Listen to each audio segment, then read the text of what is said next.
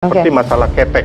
Ini saya Iya. karena menurut saya ranahnya ini sudah terlalu jauh. Personal, kita nggak bahas itu juga. Kalau tuh. saya sih esensinya apa gitu loh, yang dikejar kan yang soal dikejar itu. ini. Karena kalau masalah ketek sampai jadi bahan olok-olokan, ya kan, saya sering bertemu sama Mbak Erina dan tidak ada bau ketek. Begitupun saya telepon tuh teman-teman ajudan itu, itu nggak ada. Jadi gini. Ini kita nggak bahas itu, Bang. Bukan. Saya harus sambung ke situ karena bilang. Saya bisa jelaskan teori secara akademis. Memang ada kemarahan publik dan orang cari sasaran. Sasaran itu tiba pada ketek.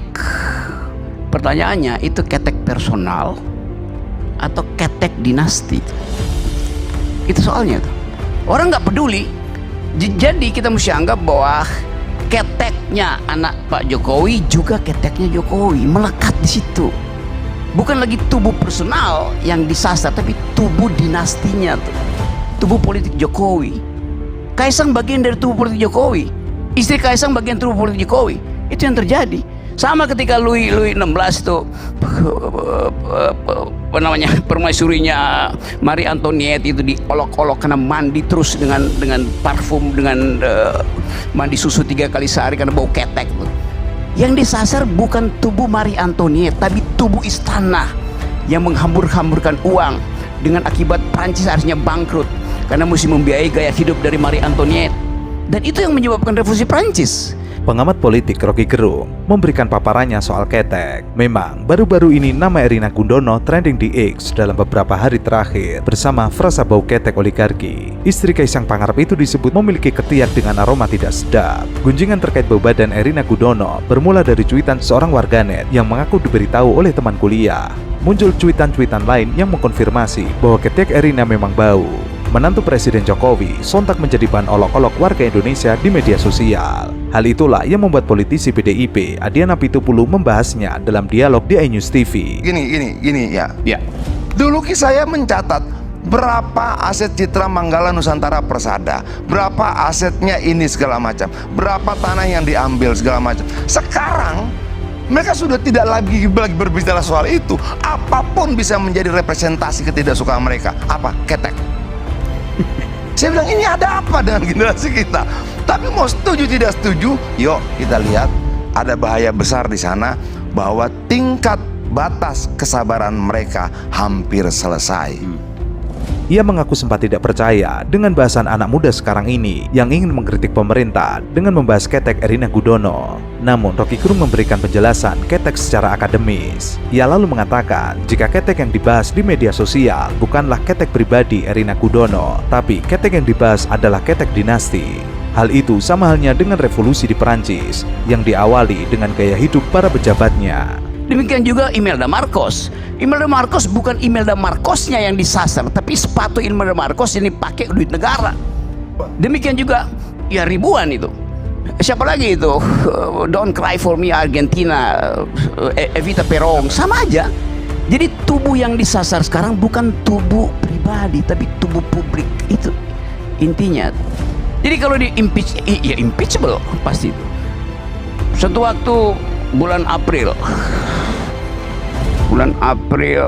tahun 1912, sebuah kapal bertolak dari Inggris menuju New York. Kapal itu dipastikan unsinkable, tidak mungkin tenggelam itu. 2 hari kemudian, 12 April, kapal itu tenggelam, namanya Titanic. Jadi betul tadi, sejarah itu punya jalan pikiran sendiri itu, melampaui semua normativity yang dibuat oleh hukum. Jadi saya mau terangkan itu sebagai potensi. Masalahnya kenapa you takut impeachmentnya itu? Sesuatu yang impeachable dengan sendirinya potensial untuk di-impeach, kan begitu logikanya kan. Kalau dia unimpeachable, buat apa ada pasal itu di hukum tata negara? Jadi kecemasan kalian itu sama dengan kecemasan dinasti. Itu intinya. Saya enggak.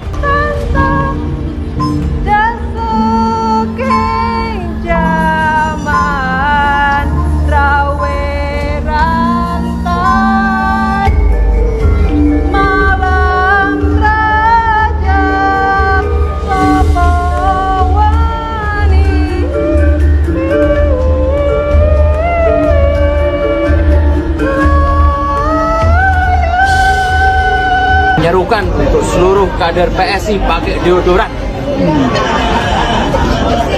Itu penting. Karena sampai di kanan kiri saya ada yang bau.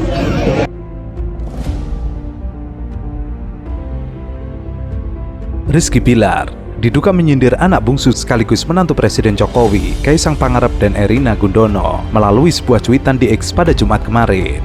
Dalam cuitannya itu, Rizky Bilar menyindir seorang yang mengalami karma karena dahulu pernah mengejek istrinya, Lesti Kejora, hingga menjadi bahan buliannya di media sosial. Rizky Bilar mentweet, hukum tak bertuah itu benar adanya. Dulu muka istri gue dijadian meme sama dia, sampai jadi bahan olok-olok followernya. Tapi kini apa yang dialami Lesti Kejora berbalik pada istri orang yang dimaksudnya itu. Sekarang satu Indonesia mengolok-olok istrinya perkara itu, naudzubillah. Walaupun Rizky Bilar tidak menyebut siapa sosok yang dimaksud, sejumlah warganet yakin cuitan tersebut untuk Kaisang Pangarep. Pada 25 November 2022 lalu, Ketua Umum Partai Solidaritas Indonesia pernah mengunggah meme yang berasal dari foto Lesti Kejora.